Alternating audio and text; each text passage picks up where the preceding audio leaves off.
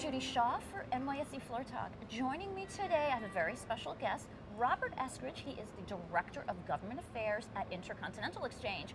Rob, it's so great to have you. Thanks for joining me on Floor Talk. Thank you so much for having me, Judy. I'm really excited to be here. So Rob, it's actually great to have you here on the floor for Floor Talk because you're not actually based here. So tell me about your role and tell me about your responsibilities. Certainly. So as you mentioned, my job is the Director of Government Affairs at the Intercontinental Exchange. And our team is based in Washington, D.C. I'm about one of about 6 team members that's based in our D.C. office.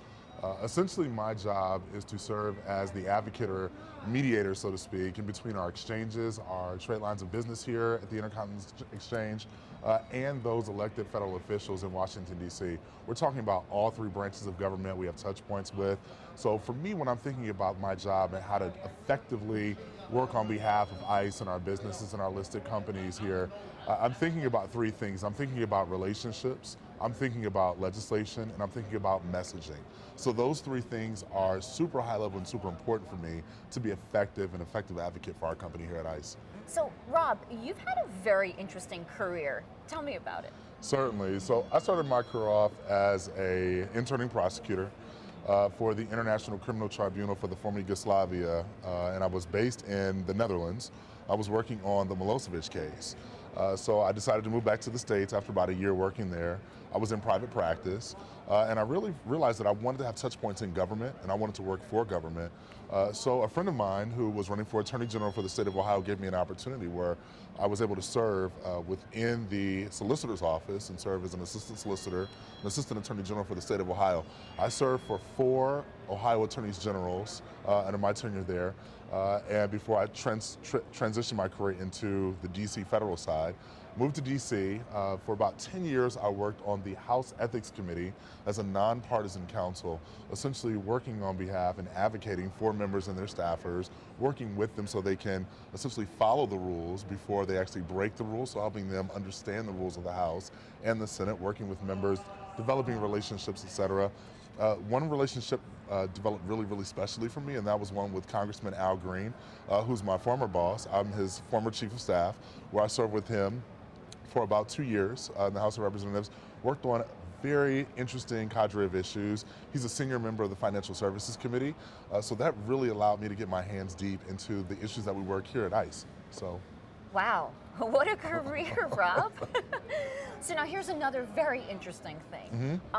You were on Capitol Hill on January 6th. I was. Tell me about that experience. It was one of the most traumatizing experiences in my entire life. I remember that day, it was almost like a blur, but I remember leading up to it, I felt the intensity and the tenseness on Capitol Hill amongst the staffers, amongst the visitors and the members that day leading up to it. And that day was quite scary for me. I remember sheltering in place with my staffers and having to call my father, and my father fervently praying with me on the phone, and I had no idea what was going on outside. And then my mother called, and now one of my colleagues here at ICE called me just to make sure I was okay. And this was even before I was an employee here at ICE. A person reached out from the team here and just wanted to make sure I was okay, even though I was barricaded in the office with my staffers. That person prayed with me, make sure I was okay. But again, it was one of the most traumatizing, scariest experiences I've ever had in my entire life. I'm glad that I lived through it, made it through. I'm glad that democracy is still intact. And I'm also glad that the events of that day are being investigated properly by the United States government. Yeah, well, we are glad you're okay as well. Absolutely. Okay, so now on a positive note, it's Black History Month. Yes. What does Black History Month mean to you? Black History Month, it's my favorite time of year, I'll be perfectly honest with you. By the virtue of the fact that I am African American, but I believe that Black history belongs to every American because Black history is so inculcated and it's so rich, and it makes American history what it is today.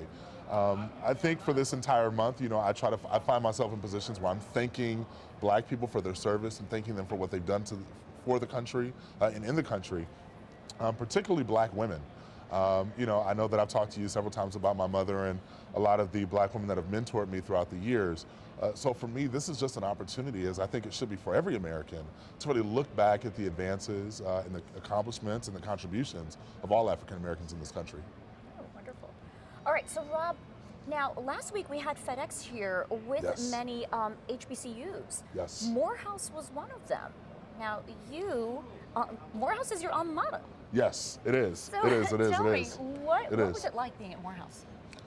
Oh man. Well, so a little bit about Morehouse. Founded in 1867 by Henry Lyman Morehouse. Morehouse is the nation's only African American institution, HBCU, for men. Across the street is Spelman College, which is an African American institution for women. Morehouse graduates about 800 students every year, student body of about 3,000 students, and it's growing every single year. Traditional major, liberal arts college. For me, it was the best educational experience that I could have ever received. Not because of the in-classroom education, but the out-of-classroom instruction that I received from people that looked like me. It was the first time I'd ever had an African-American male teach me in any subject matter area. With a PhD, I had no TAs at Morehouse. Everyone had a PhD that taught me. The class sizes were incredibly small. It was Southwest Atlanta, so I was in a historically black neighborhood at my historically black college, and I love Morehouse so much. Anyone who knows me, it's almost like, that friend that tags along with you. They're like, we know that Morehouse is with him. Yes. Definitely. That sounds like a great experience. Absolutely it was. All right, now finally, who's the one person who's inspired you? I would say my mother, and both of my parents are absolutely fantastic. I love both my parents. My mother was a single mother, and she raised me by herself in Columbus, Ohio. And I didn't realize until I got older, how many resources or lack thereof my mother had in order to raise me and do such a fine job that she did. Thankfully, my mother's still living, 75 years old, going on 38. Love it. Absolutely. But, I remember having conversations about the future as a child with my mother, and she would always tell me, but college first. I would always say, oh, I want a nice house and a nice car, and she would say, but college first.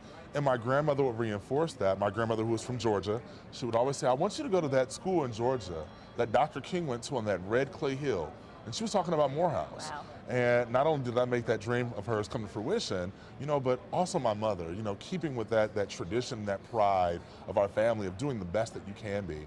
Although I'm one of the first college graduates in my family, I can say that with pride and with excellence, I've done everything that my family wanted me to do. And I'm happy doing it. I'm proud doing it.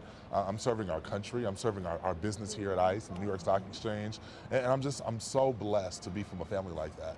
Even though we didn't have all the resources that many other American families may have had, it's by the grace of God and my family's prayers that I'm sitting here today.